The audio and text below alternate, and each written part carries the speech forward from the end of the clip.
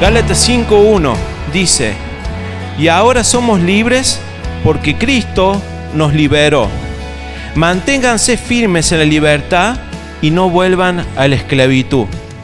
Gálatas 5:13 dice: pues ustedes y mis hermanos han sido llamados a vivir en libertad, pero no usen esa libertad para satisfacer los deseos de la naturaleza pecaminosa. Hasta ahí leemos. Ahora, ¿en qué consiste esta libertad que nos ha dado Cristo? ¿En qué consiste esta libertad? Esta libertad consiste en que ser libre en Cristo significa que Jesús es el Señor de mi vida. ¿Sí? Primero, Jesús pasa a ser el Señor de mi vida. Y que gracias a la obra que ha hecho el Señor Jesús por mí en la cruz, ahora el pecado no controla más mis acciones. ¿En qué consiste esta libertad? En que el pecado ya no puede controlar más mis acciones. En que con la ayuda del Espíritu Santo aprendemos día a día a decirle no al pecado. Amén. ¿En qué consiste esta libertad que nos ha dado Cristo y en la cual tenemos que permanecer libres? En que dejemos de ser esclavos del pecado y pasemos a vivir de una vez por todas la vida plena que nos ha dado Cristo. Dice Juan 10:10. Jesús dijo: el ladrón no viene sino para hurtar y matar y destruir. Yo he venido, dice el Señor, para que tengan vida y para que la tengan en abundancia. ¿Para qué ha venido el Señor? Para que tengamos vida, una vida chata, una vida lejos de Él. No, para que tengamos vida eterna, pero para que tengamos una vida en abundancia. Esta es la nueva vida en Cristo. Esta es la nueva naturaleza que nos ha dado el Señor, una vida en victoria espiritual. Yo quiero que notemos algo. Dice que el Señor Jesús dijo que Él ha venido para que tengamos vida en abundancia. Y esta palabra abundancia, en su idioma original, en el griego, fíjense lo que significa. Significa excesivamente, más allá de la medida, más de lo que uno espera o más de lo que uno anticiparía. ¿Quieren que se lo repita? ¿Qué es esta abundancia de la que habla Jesús? Es algo que está más allá de la medida, más de lo que uno esperaría o de lo que uno podría imaginar. En definitiva, Jesús, cuando dice yo he venido para que tengan vida y para que la tengan en abundancia, nos está diciendo, nos promete una vida mucho mejor de lo que nosotros podamos imaginar. Pero esta vida en abundancia no es una vida en abundancia solo en lo material. A veces relacionamos la abundancia con la plata, con el dinero, con la prosperidad, con los bienes materiales, pero va mucho más allá esta abundancia. Esta vida en abundancia que el Señor da es una vida de libertad espiritual, es una vida de victoria sobre las tentaciones, sobre el pecado, es una vida de gozo, es una vida de paz, es realmente una nueva vida, más de lo que nosotros imaginemos. Eso es, dice Pablo en 1 Corintios 2:9, dice, ningún ojo ha visto, ningún oído ha escuchado, ninguna mente ha imaginado lo que Dios tiene preparado para quienes les aman. Amén. Cosa que ojo no vio, ni oído oyó. Sí, cosas que no podemos imaginar son las que Dios tiene preparadas para tu vida. Esta es la vida en abundancia que el Señor da. Una vida nueva, una vida diferente, más de lo que podamos imaginar. Y es la vida que el Señor quiere que vivamos. Y es la vida que el Señor nos ha dado para que vivamos. Ahora, ¿por qué será que a pesar de que el Señor ha hecho todo por nosotros y nos ha dado victoria y nos ha dado todo el poder del Espíritu Santo para vivir esta nueva vida, por qué será que nosotros muchas veces no podemos experimentar esta vida en abundancia? ¿Por qué será? Y la Biblia lo dice. La principal causa por la cual nosotros no podemos llegar a disfrutar todo lo que el Señor tiene para nosotros, el principal obstáculo, ¿saben cuál es? El pecado. El pecado. Sobre todo aquel pecado que no ha sido confesado y que no ha sido abandonado. Satanás usa este pecado como una estrategia para poder controlar a las personas, para poder dominarlas y finalmente para poder destruir sus vidas. El pecado, y yo quiero que me preste atención, ata espiritualmente. El pecado esclaviza, abre una puerta a la opresión y a las influencias de demonios. ¿Y saben qué más? El pecado destruye a la persona por completo. Ahora, ¿qué nos ocurre cuando no confesamos y abandonamos el pecado? ¿Por qué el Señor está tan interesado en que nosotros confesemos nuestros pecados y cambiemos realmente de estilo de vida?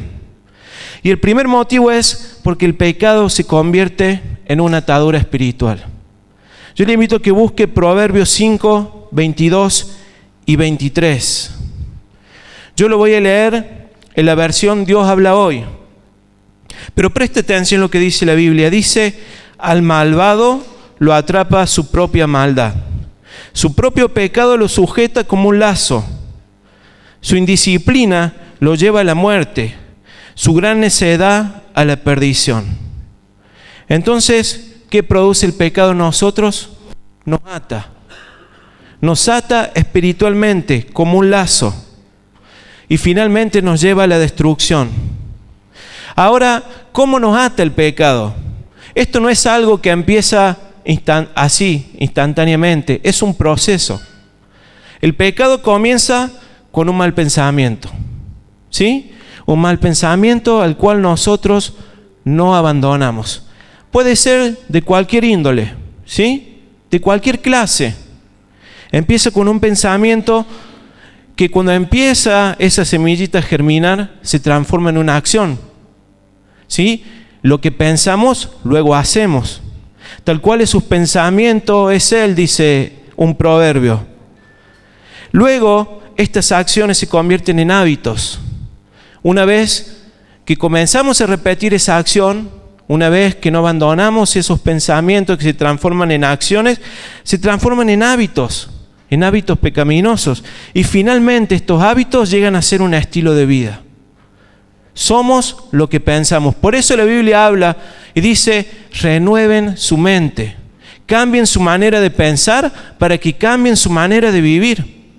¿Por qué? Porque es la única forma en que el Espíritu Santo va a obrar en nuestros corazones y vamos a realmente a experimentar un proceso de santificación, que es la meta de cada cristiano, llegar a ser como Cristo. Llegar a tener la estatura de Cristo, dice la palabra. Entonces el pecado te ata, te esclaviza. El pecado no te permite avanzar. El pecado no te permite avanzar. Dice Proverbios 28:13. El que encubre sus pecados no prosperará. Mas el que lo confiesa y se aparta, alcanzará misericordia. ¿En cuántas áreas de nuestra vida estamos bloqueados? ¿En cuántas áreas de nuestra vida estamos estancados? ¿Estamos chatos? ¿No será que hay algún pecado que debamos confesar? ¿No será que hay áreas de nuestra vida que no le hemos entregado al Señor? Seguramente que sí. En el ámbito que sea, en lo económico, en nuestras relaciones con las demás personas, en nuestra comunión con Dios. A veces hay cosas que no queremos dejar, que no queremos soltar. A veces nuestro propio carácter se convierte en un escudo, ¿no es cierto? En el cual nos refugiamos para demostrar que somos fuertes. Entonces yo soy así y pateo todo y golpeo la mesa y todos tienen que tenerme miedo porque yo mando, ¿o no? A veces no queremos ser disciplinados en lo económico y nos terminamos endeudando y terminamos pagando las consecuencias de no escuchar al Señor cuando nos dijo ese trabajo no te conviene. Y así podemos poner un montón de ejemplos. Terminamos realmente estancados en nuestras vidas. No podemos avanzar. Pero hay una solución, dice el Señor, que confiesa su pecado y se aparta, va a hallar misericordia. Hay un remedio. El pecado nos quita el gozo de la salvación. ¿Ustedes sabían eso? El pecado nos quita el gozo de la salvación. Vamos delante del Señor, confesamos nuestros pecados y sentimos la alegría del perdón del Señor, el gozo de haber sido perdonados, de haber sido limpiados, pero al tiempo caemos en lo mismo y volvemos a lo mismo y de nuevo volvemos a esclavizarnos de las cosas que el Señor nos libró. Y finalmente terminamos cayendo en depresión, después tenemos mucha culpa, nos sentimos sucios delante de Dios, inmerecedores de su gracia, de su perdón, tenemos remordimiento, tenemos falta de paz. Y sabe también que ocurre en nuestras vidas, cesa la adoración a Dios. Si alguna vez le ha pasado que no ha podido cantarle al Señor, y hablo solo de una parte de la adoración, porque adoración no significa solamente cantar una canción. Adoración es un estilo de vida, de entregarnos todos los días al Señor, de hacer morir, como dice la palabra, lo terrenal, el viejo hombre. Pero si alguna vez no pudiste levantar tu voz delante del Señor y adorarle libre, y adorarle realmente, de quebrantarte delante de la presencia del Señor, puede ser a lo mejor una causa de tener pecados no confesados. Veamos un ejemplo. Dice el Salmo 32, 3 y 4. Yo lo voy a leer en la Nueva Traducción Viviente. David había cometido un pecado realmente gravísimo. Ustedes ya saben la historia de David. Homicidio, violación, mentira, manipulación. Y podemos hacer una lista tremenda de cómo David fue cayendo cada vez más y más bajo. Y David sabe que lo que había hecho con su pecado no lo había confesado el Señor. David no había arreglado las cuentas con Dios. Y fíjense cuál fue la consecuencia en su vida de no confesar su pecado. Dice, mientras me negué a confesar mi pecado, mi cuerpo se consumió. La Reina Valera dice, sentía que se envejecían mis huesos. Y gemía todo el día. Día y noche tu mano de disciplina pesaba sobre mí. Mi fuerza se evaporó como agua al calor del verano. Qué bárbaro, ¿no? Lo que hace no confesar nuestros pecados y abandonarlo. Y quiero que veamos otro ejemplo en el Salmo 137, del 1 al 4. El contexto de este salmo se sitúa en aquel momento en que el pueblo de Israel fue llevado cautivo a Babilonia, ¿sí? Aquellos habitantes de Judá, de Jerusalén, estaban ahí en Babilonia. Y sabe que el pueblo de Dios se caracterizaba por sus cantos de alegría. Si recordamos nosotros los salmos, podemos a lo mejor recordar el Salmo 23. El Señor es mi pastor, nada me faltará. En lugares de reposo me pastoreará, confortará mi alma. ¿Sí? Adereza mesa delante de mis angustiadores. Aunque ande en valle de sombra y de muerte, no temeré mal alguno. Podemos a lo mejor recordar salmos que dicen, alabad a Jehová porque Él es bueno, porque para siempre es su misericordia. Y podemos recordar salmos alegres que hablan de todo lo que el Señor había hecho por su pueblo.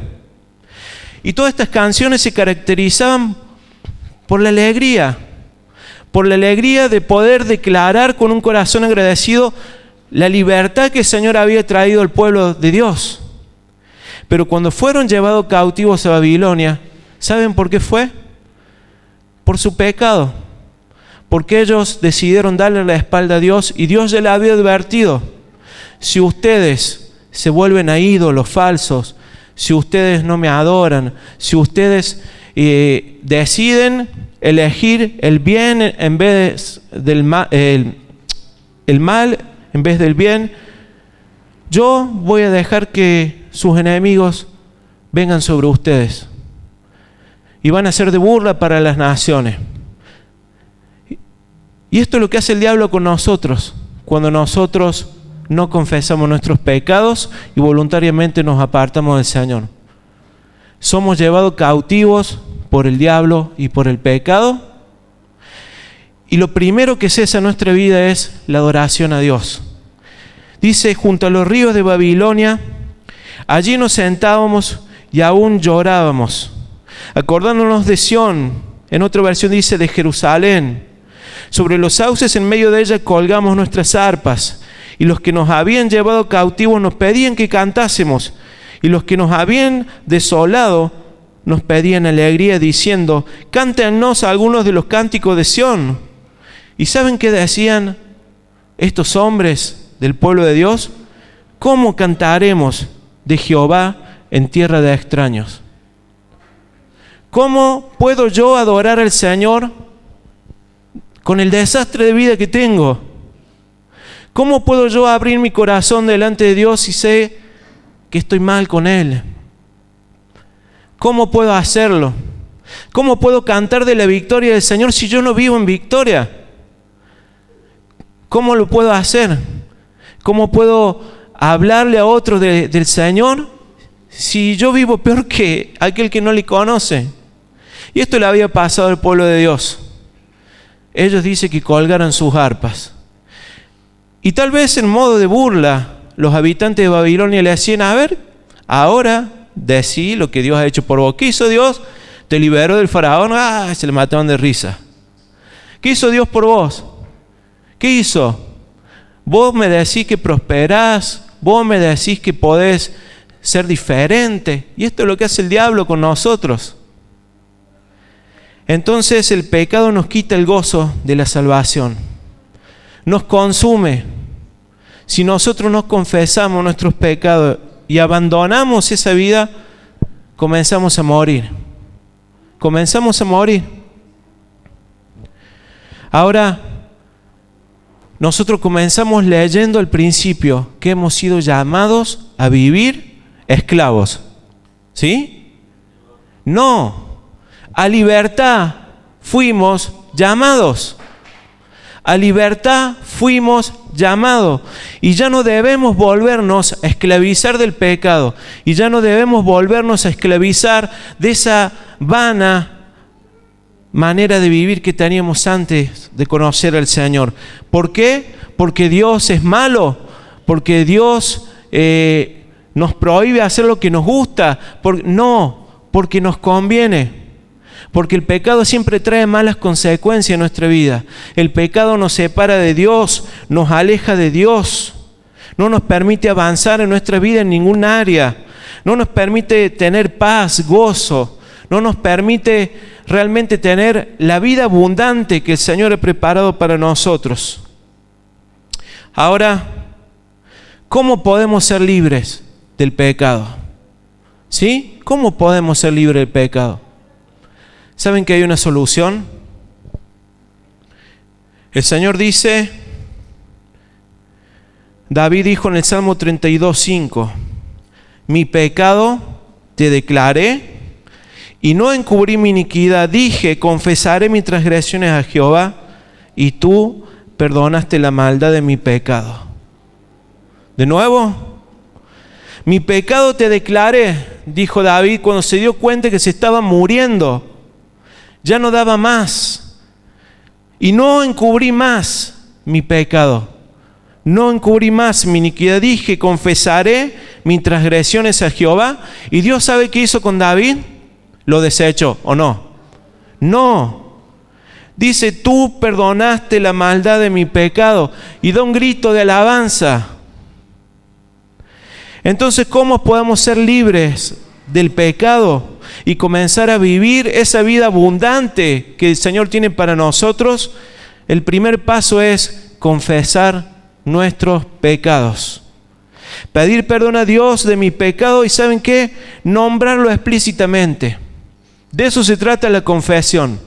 Confesar es decir, si Dios dice que desear a la mujer de mi prójimo o irme a acostarme con la mujer de mi prójimo es adulterio, bueno, yo también digo que eso es adulterio.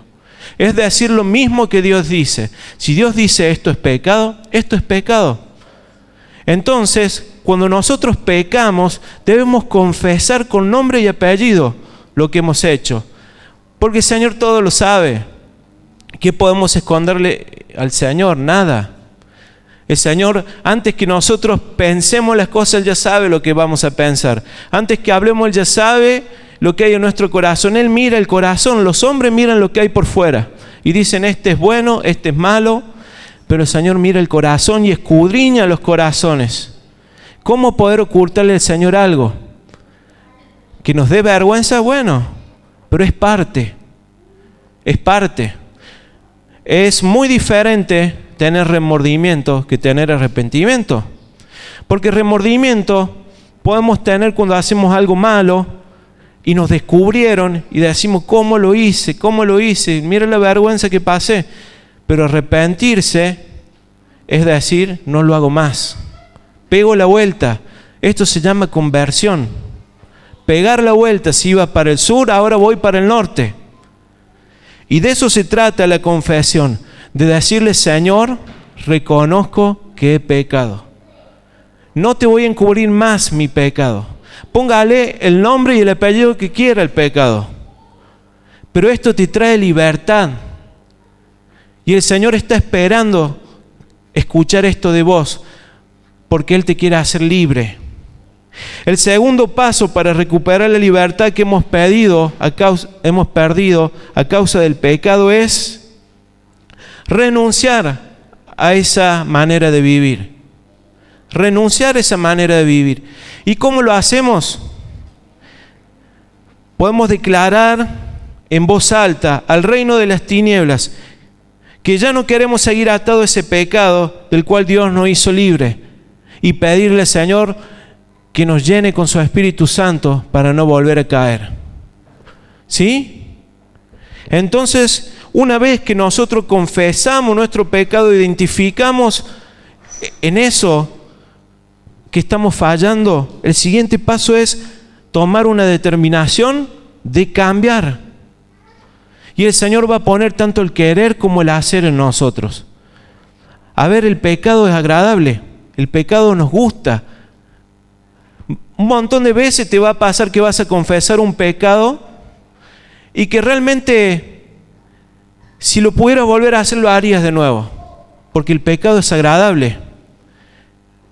Pero no se trata de lo que siento, no se trata de si me gusta o no me gusta, se trata de que ese pecado me está llevando a la destrucción y el Señor me pide que me arrepienta y que cambie de vida, y no va a ser con mi fuerza, va a ser con el poder del Espíritu Santo. Amén. Es el Espíritu Santo el que te va a dar la fuerza para vencer. No sirve de nada que nosotros nos esforcemos en cambiar. Porque el primer día te va a salir, el segundo día te va a salir, el tercer día ya te despatarraste de nuevo. Porque es en tu fuerza. Es en tu fuerza y no podés. El tercer paso para recuperar nuestra libertad es, una vez que hemos confesado nuestro pecado, una vez que hemos renunciado y le hemos pedido al Señor que nos dé la fuerza para comenzar a vivir esa nueva vida en Cristo, el tercer paso es permanecer en la libertad que el Señor nos ha dado. ¿Cómo? Huyendo de las tentaciones y resistiendo al diablo, obedeciendo los principios de Dios. ¿Qué dice Efesios? Que no tenemos lucha contra sangre ni carne, sino contra todo principado, potestad, gobernadores de las tinieblas. No nos manda el Señor a pelear a nosotros contra el diablo. ¿Por qué? Porque la batalla ya la ganó Él. Él fue el que exhibió al diablo públicamente en la cruz. Él fue el que clavó esa acta de los decretos que no era contraria en la cruz. Él fue el que entró triunfante, como quien gana la guerra. No es nuestra guerra, sino es la del Señor. Entonces, ¿de qué se trata la vida espiritual victoriosa? Se trata de resistir al diablo y él huirá de vosotros. ¿Cómo lo hizo Jesús? A través de la palabra. Cuando el diablo vino y lo tentó, Jesús le dijo, mira, está escrito así. Así está escrito, Satanás. Así está escrito. Y el diablo tuvo que huir. Esto no es una guerra de contraataque, es una guerra de posición. Esta es la verdadera guerra espiritual. El permanecer firmes en la palabra y en la libertad que el Señor nos ha dado. ¿Y qué hacemos entonces cuando somos tentados? Huyamos de la tentación. No querramos demostrar que somos fuertes, porque el que se crea que es fuerte, dice la palabra, guarda, porque a lo mejor cae. ¿Sí? Cuando nosotros creemos que nosotros somos fuertes, caemos. Pero cuando dependemos del Señor, es Él el que pelea la guerra y no nosotros. Dice Efesios 4, 22, en cuanto a la pasada manera de vivir, despojados del viejo hombre que está viciado conforme a los deseos engañosos. Y dice Colosenses 3:5, resumido para no leer todo el versículo: haced morir pues lo terrenal en vosotros, y de una lista de pecados. Esto es resistir al diablo. Esto es permanecer en la libertad que nos ha dado Cristo. Consiste en hacer morir lo terrenal en nosotros todos los días. Consiste en despojarnos de ese viejo hombre que constantemente quiere volver a resurgir en nosotros, de esa vieja naturaleza viciada, adicta al pecado, adicta a los malos pensamientos, adicto al rencor, al odio, adicto al chisme, adicto a la pornografía, adicto a lo que usted le quiera poner. Dice, hagan morir lo terrenal en ustedes. Y de una vez por todas comiencen a sacarse esa ropa sucia y a vestirse de un nuevo hombre que es Cristo, que fue creado para nosotros. Las obras que Cristo hizo también las podemos hacer nosotros. Entonces, para resumir, para recuperar la libertad que el diablo nos saca, consiste básicamente en renunciar, en confesar, en renunciar y en permanecer en libertad. ¿Sí? Confesar mi pecado, renunciar a esa manera de vivir y permanecer en la libertad que Cristo nos ha dado. Y no volvernos a esclavizar, porque dice la palabra del Señor que aquel que se somete voluntariamente a alguien es esclavo de ese que se somete, sea del pecado para muerte o de la justicia para vida. Si voluntariamente decidimos someternos al pecado, somos esclavos del pecado. ¿Permaneceremos en el pecado, dice Pablo, para que la gracia abunde? De ninguna manera. De ninguna manera. Dice Miqueas 7, 18 y 20. Yo te pido que lo busques. Del 18 al 19 vamos a leer.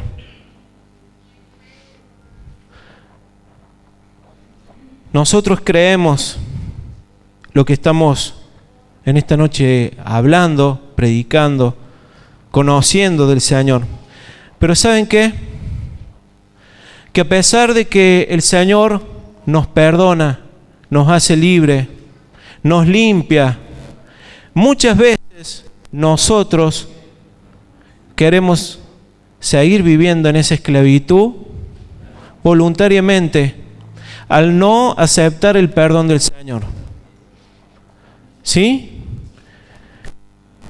Y esto también es pecado. Cuando el Señor te perdona, el Señor te limpia.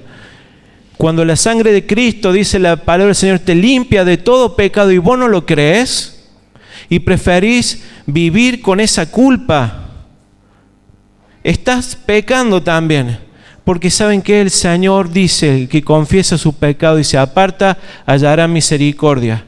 Si confesamos nuestros pecados, Él es fiel y justo para perdonarnos y limpiarnos de toda maldad. Y miren lo que dice Miqueas 7, 18 y 19.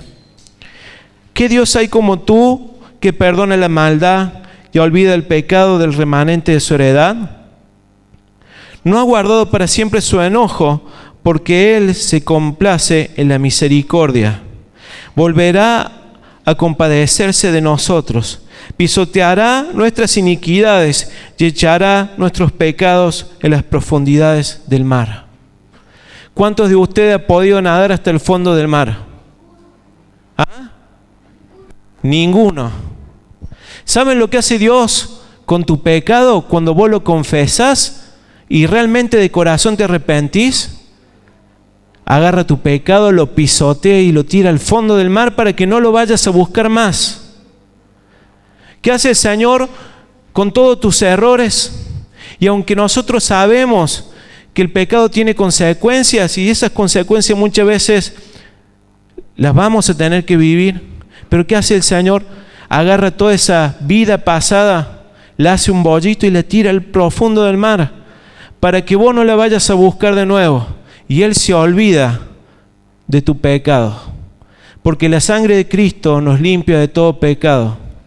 Porque si realmente nos arrepentimos, no hay nada ni nadie que pueda juzgarnos y volvernos a esclavizar. Ahora, ¿estás dispuesto a recibir el perdón del Señor? ¿Estás dispuesto a recibir la libertad que el Señor te quiere dar? Hermanos, no somos nadie para estar recordándole sus pecados a nadie.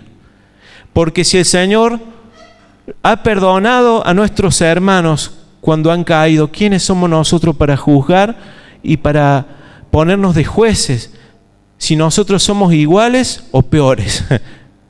¿Sí? El Señor agarra nuestros pecados y los tira al fondo del mar para que ninguno los vuelva a buscar, para que te sea imposible volver. Así que cuando vos le pediste perdón al Señor, no le vuelvas a pedir perdón al Señor por lo mismo que ya Él te perdonó, a no ser que vuelvas a caer, ¿sí? Pero si el Señor te perdonó y si vos estás comenzando a experimentar esa libertad, no le creas al diablo cuando te diga: ¿vos creés que el Señor te ha perdonado? ¿Vos creés que el Señor realmente puede hacer algo con tu vida? ¿Crees realmente que el Señor tiene algo para vos? ¿Realmente lo crees? En ese momento nosotros debemos levantarnos y decir: sí lo creo. Sí lo creo, porque el Señor murió por mí para que yo tenga vida y para que la tenga en abundancia. Y el diablo dice ha venido para robar, matar y destruir. Pero ¿saben qué? El Señor vino para todo lo contrario, para darnos vida y una vida en abundancia. Yo te aliento, hermano, que si has caído, si has practicado en todo este tiempo una vida de pecado, te arrepientas en esta noche, le pidas perdón al Señor y creas que el Señor te ha hecho libre. Y comiences desde esta misma noche a vivir una vida de victoria en el poder del Espíritu Santo. Amén. Y el Señor te va a ayudar a vivir esa vida, porque somos más que vencedores por medio de aquel que nos amó. Amén. Y todo lo podemos en Cristo que nos fortalece. Todo lo podemos en Cristo que nos fortalece. El diablo ya no puede acusarnos y tiene un destino final. El acusador de los hermanos, ¿sabe dónde va a ir a parar? Al infierno. El diablo va a ir a parar al infierno. Así que, hermano, alegrate en esta noche, porque si aún has caído y has tropezado, todavía estamos a tiempo. ¿Sí? Todavía estamos a tiempo de volver a empezar. Todavía estamos a tiempo de descolgar esas arpas que colgamos al lado del río, como hicieron estos israelitas, y de recuperar el gozo de la salvación, para que podamos entrar delante de la presencia de Dios con alegría, confiados en que tenemos un sumo sacerdote que se compadece de nuestras debilidades, que fue tentado en todo, que sabe que somos débiles y que está dispuesto a ayudarte y que te ha abierto el camino hacia el Padre para que puedas tener una nueva vida en Cristo, una nueva vida en abundancia. ¿Lo crees?